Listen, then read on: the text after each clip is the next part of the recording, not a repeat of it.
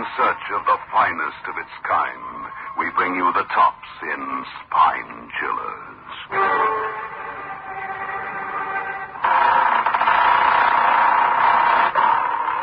The Creaking Door.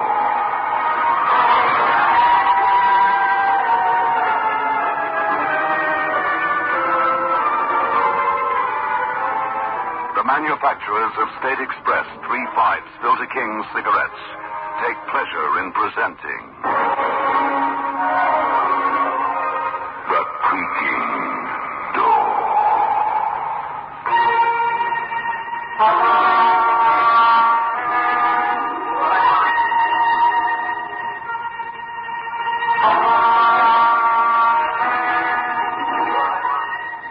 Good evening, friends of The Creaking Door. The Creaking Door is so do come in. But I must ask you to tread warily. We have some strange characters to contend with. Be a little tolerant. After all, they are only inhuman.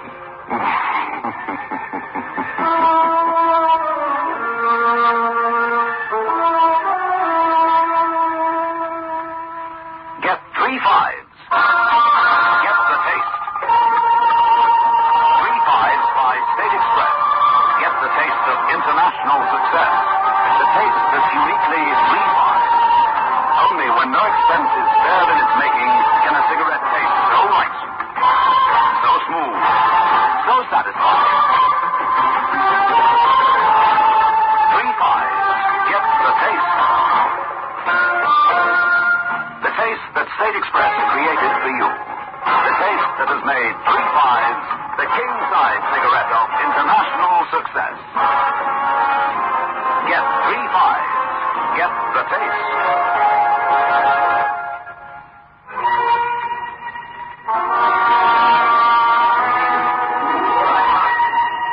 Chris and Jean are seated in the tower, and the only sound is the night song of the crickets. But let Chris himself take up the tale.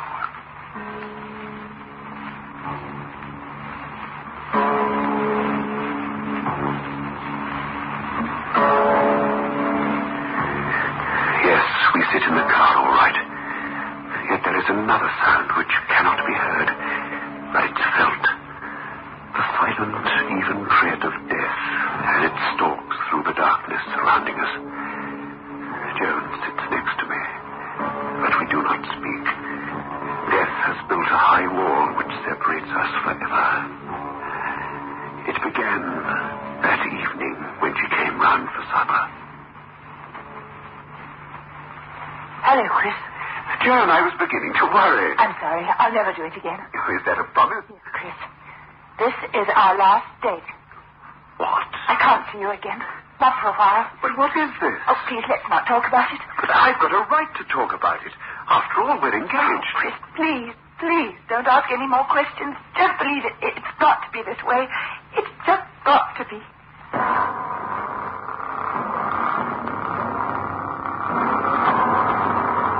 We began supper. Joan sat across the table from me. Her face was drawn and bleached down. I had to make her talk. I had to find out what was wrong. Believe me, Chris, nothing's wrong. But there is, Joan. Something's happened to you. I told you not to ask questions. There's something you're afraid of. Oh, why do you say that? Because it's written all over you. Your eyes, the way you sit there. Everything you say, everything you do. No, you're wrong. Why should I be afraid? Why? Oh, all right. Oh, I almost forgot. There was a phone call for you, Joan. Phone call? Yes, about half an hour before you came. A woman. She said she was phoning from Ludlow Park. Well, that's all she said, except that you'd understand the message.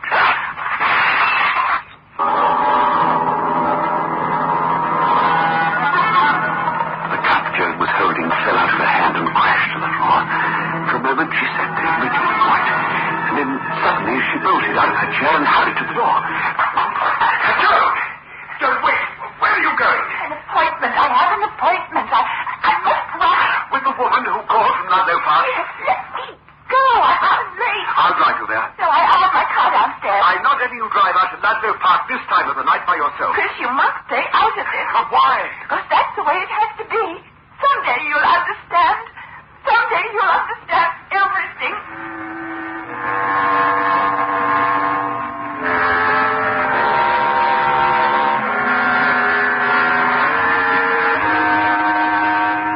After she'd gone, I thought of the woman who'd called from Ludlow Park.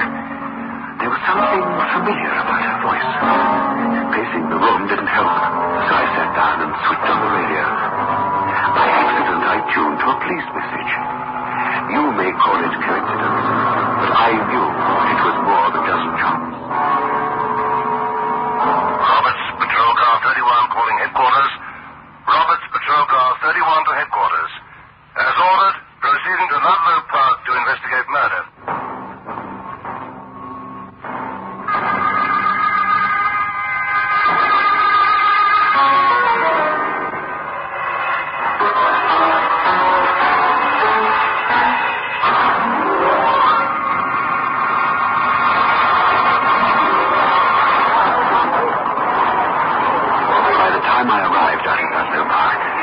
Searchlights had attracted a crowd of morbid curiosity seekers. All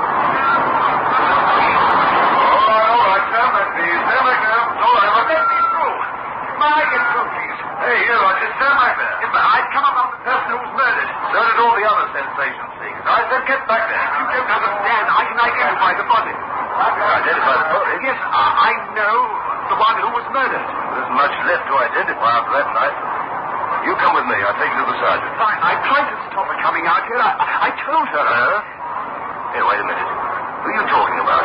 Joan Vickers, my fiancée. The woman who got murdered. Murdered? What? You got it all mixed up. It wasn't a woman who got slashed. It was a man.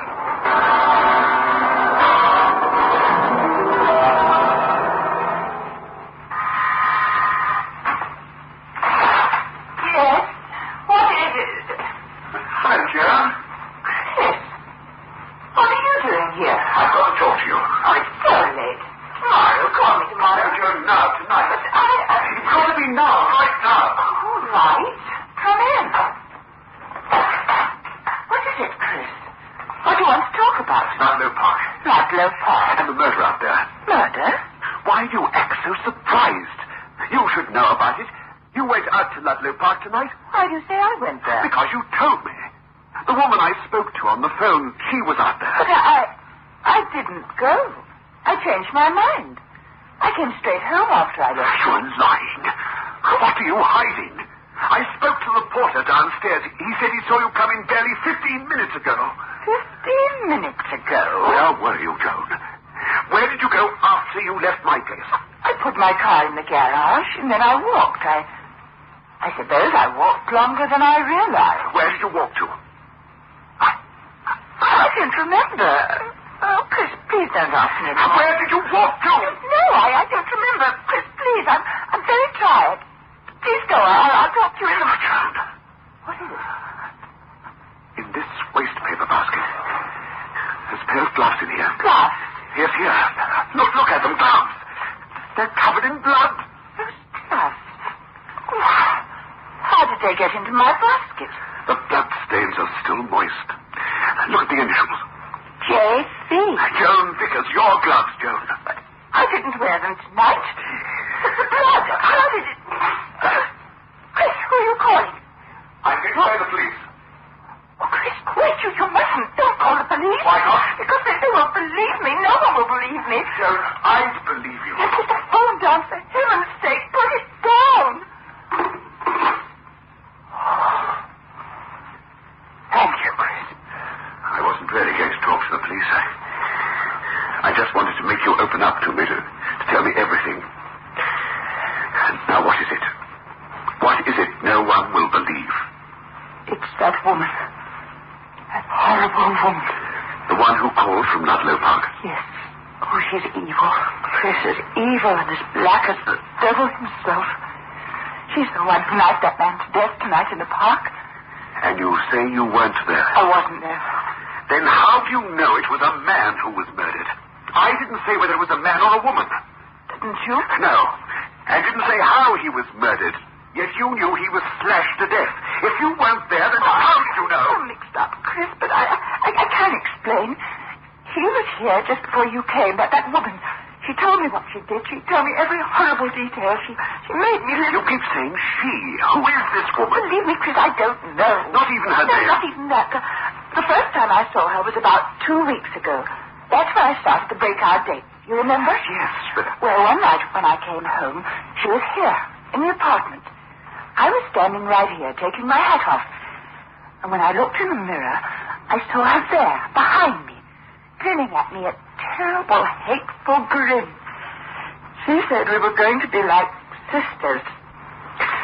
Blood sisters. Why didn't you tell me about her before? I was afraid of her. She has a strange power. I can always feel her near me. She said that if I told anyone, she'd kill me. Well, now I've told you. That means I'll be murdered. She'll find out and kill me. No, she won't, Joan. You'll be all right. If you're telling the truth about this mad woman... I am, Chris. Believe me, it's the truth. Then I'll find her, Joan. I'll find her and stop her.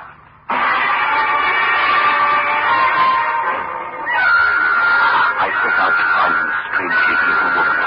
No name, no address, not much to go on. Just Joan's description. A thin woman, about Joan's size, auburn hair like Joan's, and grey eyes, not much. But there was that phone call she made to my apartment from the hotel. Well, this is the switchboard, Mr. Ryan, about the phone call you got last night, the one you wanted me to check out for you. Did you find anything? Well, my boyfriend Albert got the information. Handy having a boyfriend who works for the telephone exchange. You got the number, then, from where the call was made in Ludlow Park? Oh, funny thing about that, Mr. Ryan, the call didn't come from there. But it did. Oh, no, Mr. Ryan. Albert got the exact information. The call came from 786-248. That number's in the center of town.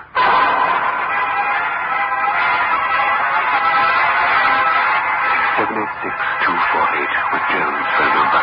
The call came from Joan's flat. That woman's voice. There was something deeply human. Now I knew what it was. It had the same quality as that of Joan's voice. Hello, Mr. Ryan. Oh, there's something I can do. Well, I'm in a hurry, Miss Keith. If any messages come in for me, just say I'm at Miss Vickers' flat. Miss Vickers? Well, there's no use you're going there. She's not at home. No. But how do you know? That's what I wanted to tell you.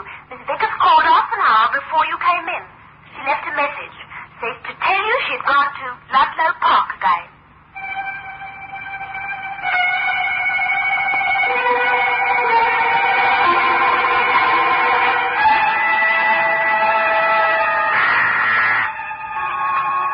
CID, Detective Sergeant Roberts speaking. I'm calling to prevent another murder at Ludlow Park. Well, you're calling about 15 minutes too late. The ambulance is on its way back from the park now. And there's a corpse inside with more knife holes than you can count.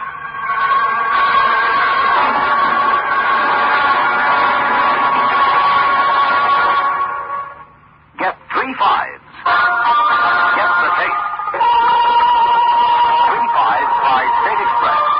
Get the taste of international success. The taste that's uniquely 3 fives. Only when no expense is spared in its making can a cigarette taste so right, so smooth, so satisfying. 3 fives. Get the taste. The taste that State Express created for you. The taste that has made 3 fives the king-size cigarette of international success. Get 3 fives. Get the taste.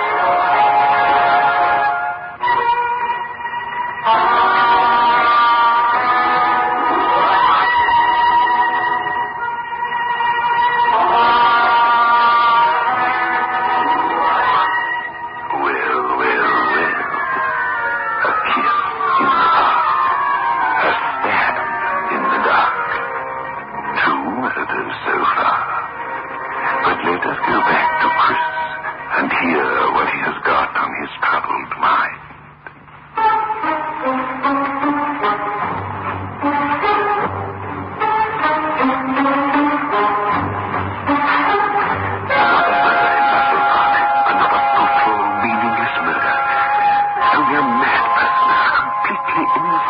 human animal could kill like that.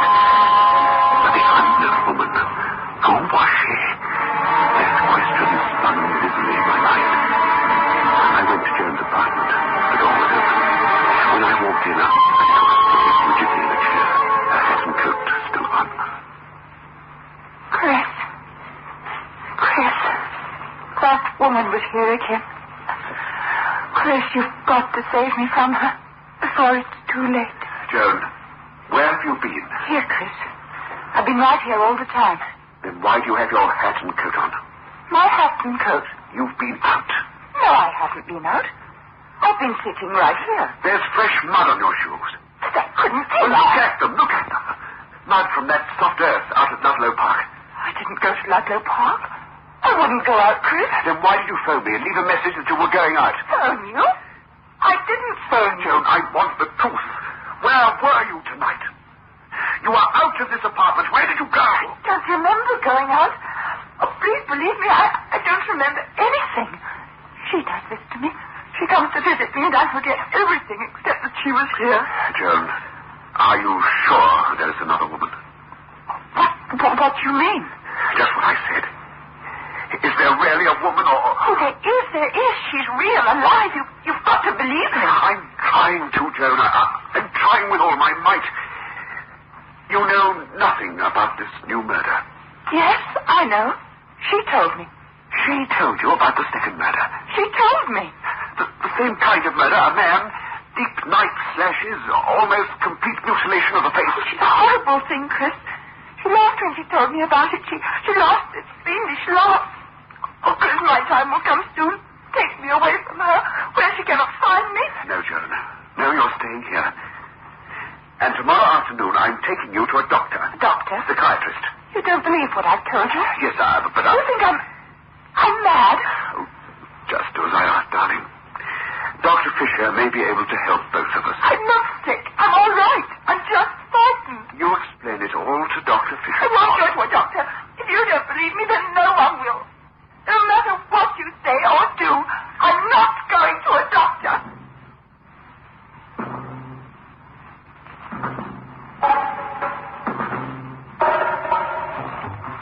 I had that talk with Joan last night. This afternoon, I went to see Dr. Fisher alone. I told the doctor as much about Joan as I felt it safe to mention. A clear case of schizophrenia, Mr. Ryan. Split personality. But that can't surely be, Doctor. This young lady I told you about is aware of both personalities. Mr. Jekyll was also aware of Mr. Hyde. Yes, Doctor, but that was fiction. Fiction is often no stranger than truth. These split personalities have no power to prevent the sudden changes in identity. And when the personality shift occurs, other changes often accompany it. What do you mean? Well, there are often slight physical changes, such as posture, gait, and frequently vocal quality. A voice. I told you about that. The voice of the woman on the phone was different, yet there was a similar quality. Exactly, Mr. Ryan. I strongly urge that your friend be given medical attention as soon as possible. I wanted to bring her with me today, Doctor. She refused to come. If only there was some way of getting it. Oh, pardon me. Come in. Sorry to interrupt you, Doctor, but there's someone waiting outside. A very agitated case. I'll be through in a moment. Have them wait. Oh, she insists on seeing you immediately. Her name is Joan Vickers.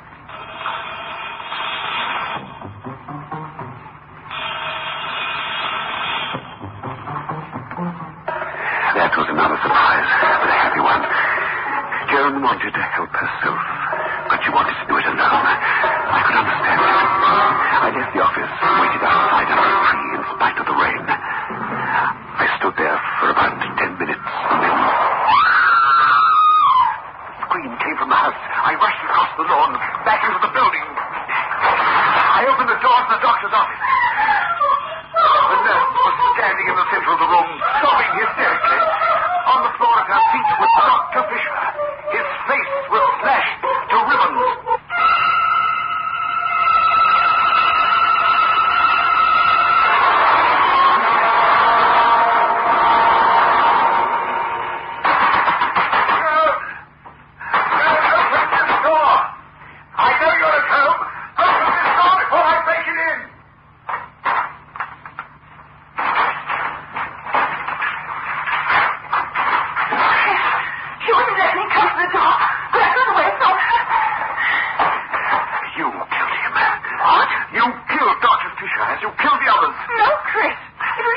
I saw from his office window. I saw you run across the lawn. Chris, I wasn't out. I didn't leave the flat.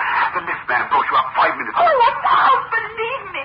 It was she. She did it. There's no other woman, Joan. It was you all the time. The other part of it. No. You killed Dr. Fisher.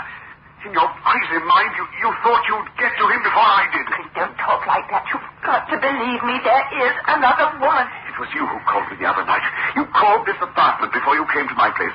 You used the voice of your other personality. That's why I didn't make it I noisy. didn't phone you. You don't realize it now. You don't realize all those terrible things you're capable of doing. If you love me, don't say I love you, a mad killer like you. I wouldn't kill it. Couldn't. The other woman, she... I told you, there is no other woman. You described her to me. And that fits you, too. Thin like you, your height, auburn hair like yours. You told me you first saw her standing behind you when you looked in a mirror. You were looking at yourself. Yourself! Wrong, Chris, and I can prove it. She's here now, in this flat, in the other room. Oh, come with me, Chris. I'll prove it. I'll show you. Here, Chris. There. See if you... The bedroom was empty. There was a mirror on the wall directly opposite the doorway where we stood. Draped across a chair was a woman's coat. I recognized it. It was Joan's. It was still wet from the rain. She's gone. She must have gone out the back way. She was never here. But that coat. You can see it's still wet. Yes, and it's your coat. It is mine, but she took it. She wore it. Oh, Chris. She must have been able to hear what I told you. She'll kill me tonight when I meet them at her park. You can stop that Oh, now. but don't you understand? She'll kill me. She said I'd come to the park to meet her tonight. She said that nothing could stop me from coming. She has this terrible power over me. If you don't stop me, I know I will go. You're going to Ludlow Park tonight. What? I'm taking you there. But she'll kill me. No. There won't be any other murder tonight. Because there is no other woman to kill you. That is why I'm taking you, to prove that there is no other woman except you.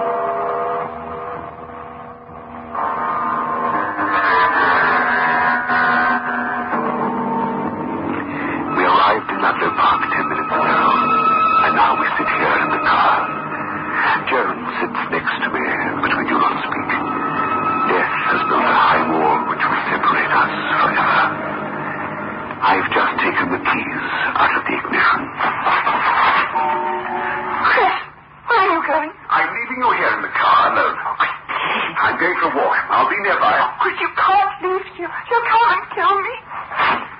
I told you I'm going to prove to you that there is no other woman. You'll be alone in the car for a while. Oh, Chris, wait. Wait, come back.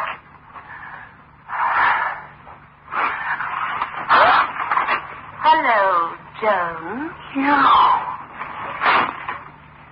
You came to the park just as I said you would.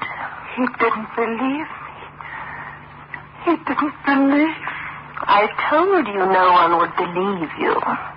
And I warned you not to tell. Why? Why did you choose me? Because one day I saw you in the street. You were so much like me. I told you we were like blood sisters. You're good and I... Evil. Yes, that's it. Evil. That is why I became so attached to you. Good and evil existing side by side in the same body. Only it wasn't the same body, was it? You know why I wanted you to come here, Joan. You're going to kill me? Yes, I'm going to kill you. But it isn't going to look like murder. Not at all. As you said, no one believes I exist. And after that, I won't exist. Because you'll be dead. A suicide. Suicide?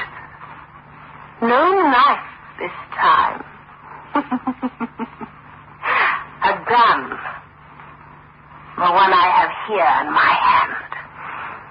It will look as though you shot yourself. Are you afraid, Jones? Yes. Well, think how wonderful death will be. You won't be afraid anymore. The pain passes in a fleeting moment, and then there is nothing left to feel or fear. Now, a shot from this gun.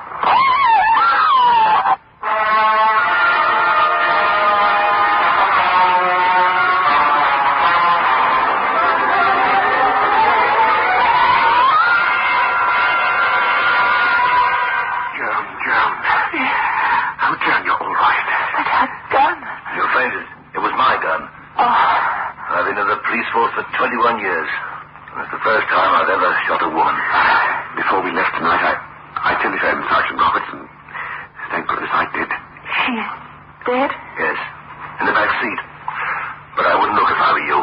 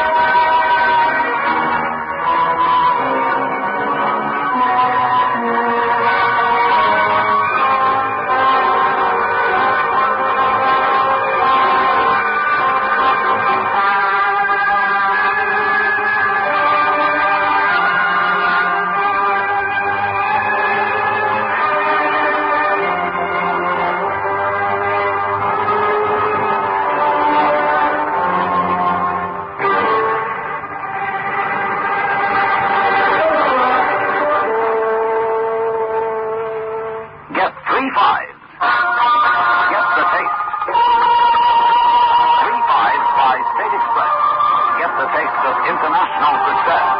The taste that's uniquely refined. Only when no expense is spared in its making can a cigarette taste so right, so smooth, so satisfying. 3-5 gets the taste. The taste that State Express created for you. The taste that has made 3-5 the king-size cigarette of international success. Get 3-5. Get the taste.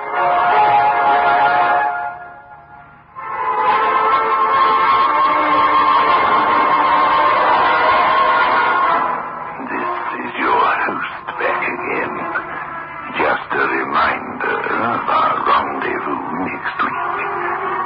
Where are we going? Through the creaking door, of course.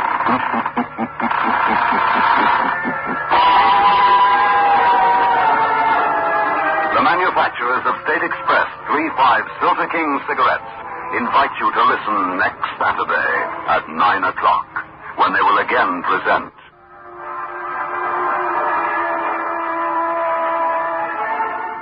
The Creaking Door.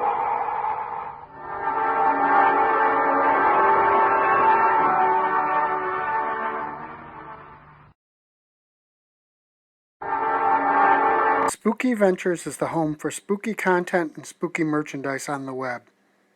Check it out today at spookyventures.com. And remember, always keep it spooky.